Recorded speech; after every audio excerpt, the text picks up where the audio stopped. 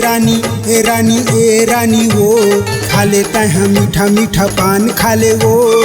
ए रानी वो खा लेता है मीठा मीठा पान खा ले वो। बड़े पान ठेला में पान बनवा के 340 चटनी मसाला डलवा के लाली लाली होठ रंगाले रानी वो। ए रानी वो खा लेता है मीठा मीठा पान खा ले वो। ए रानी वो खा लेता है मीठा मीठा पान खा ले वो।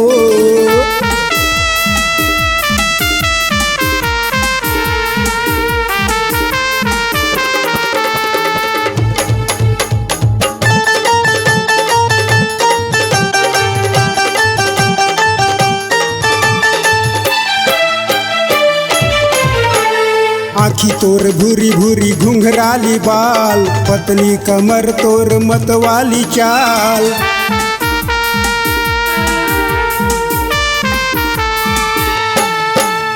जावलपुर बलौदा बीच हावै मोर गाँव, नगपुरा बस्ती पूछताबे मोर नाव। शिवलाल कश्यप कैथे मोला वो खा लेता है मीठा मीठा पान खा ले वो।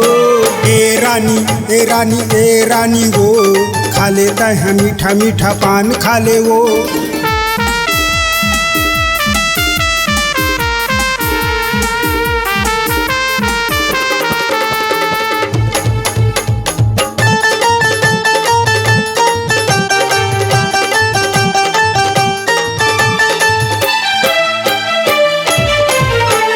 भागवत भाई तोर दीवाना हो गे वो, परस तोर आशिक पुराना हो गे वो।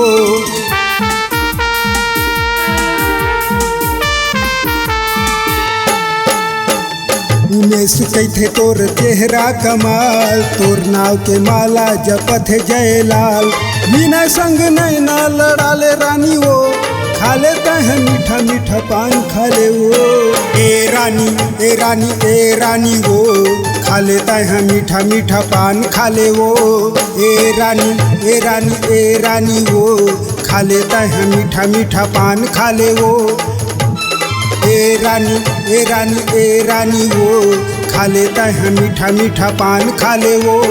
बड़े पान ठेला में पान बनवा के 340 चटनी मसाला डलवा के लाली लाली होठ रंगाले रानी वो।